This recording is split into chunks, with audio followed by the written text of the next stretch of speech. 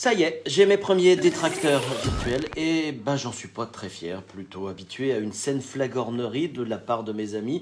Je vous avoue qu'à la dizaine de commentaires sur ma chaîne YouTube, juste une dizaine, après ma carte blanche de la semaine dernière, j'ai un peu bloqué, j'ai bugué comme disent nos enfants. Faut dire que je suis assez sensible, ça c'est vrai. Alors que finalement c'est vraiment rien, relativisons, on n'est pas dans le harcèlement. La modernitude appelle ça des haters. Voilà, et puis c'est pas des centaines de messages. On est dans l'invective, on est dans le dénigrement, et justement ce que je dénonce souvent dans la logique médiatique, ce besoin d'exister à tout prix.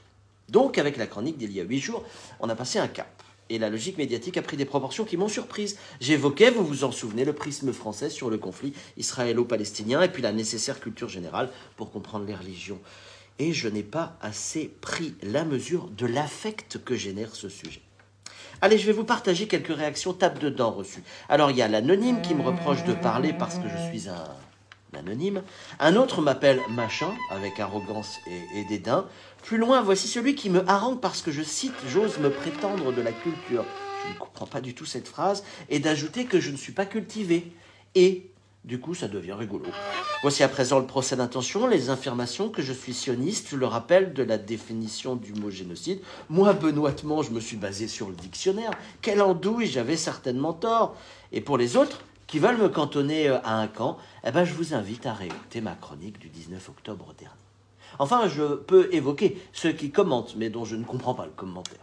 J'avoue que ce qui m'apprenait jusqu'à présent l'humilité sur les RS, les réseaux sociaux et derrière le micro, c'était la capacité qu'une chronique avait d'être vue, de plaire, et la suivante à laisser parfaitement indifférent. Selon le réseau, 2 pouces levés contre plusieurs dizaines une autre fois, une chronique écoutée 300 minutes, la suivante 20, une vidéo visionnée 7 fois et l'autre 700.